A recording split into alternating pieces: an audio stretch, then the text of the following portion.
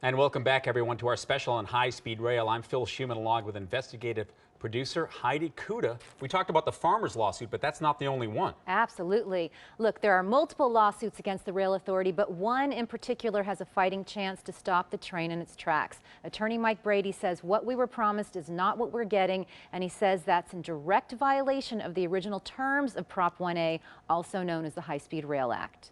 What the authority plans to do is a giant fraud on the voters. When the voters were presented this proposition, they were presented with all this glowing language about a true high-speed rail system whisking people in 2 hours and 40 minutes from Los Angeles to San Francisco without ever having to change trains or ever having to change seats.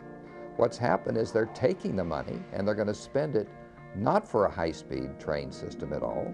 They're going to spend it for conventional railroad lines and to modernize commuter rail systems in the Bay Area and in Los Angeles.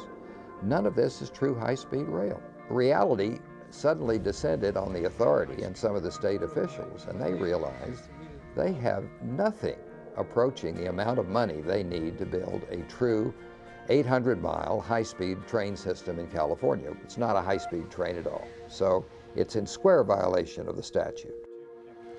Well, that's his opinion. The rail authority says it will be and will get there, and we're not in violation of the statute. They do. They say that this will all happen eventually, that the electrification will happen around 2022, and this will all happen. It still goes back to show us the money that's going to make that happen, because they don't have it right now. So eventually we'll find out with the court rules on this whether that's considered legally sufficient or not. Absolutely. And you know, there's also the preliminary injunction that's going to, there's a hearing in November for the farmers who are actually just awarded the chance. There are steps along the way. There are steps along the way, absolutely. And this high-speed rail story is, as we've been telling you, a long way from over, and we are going to be covering it along the way. For all of the latest on the high-speed rail project, if you want details, if you want to check out the many stories that we've been doing, we encourage you to go to our website at MyFoxLA and look for the high-speed rail link on the right side of the homepage. It's all there, and there's a lot of detail.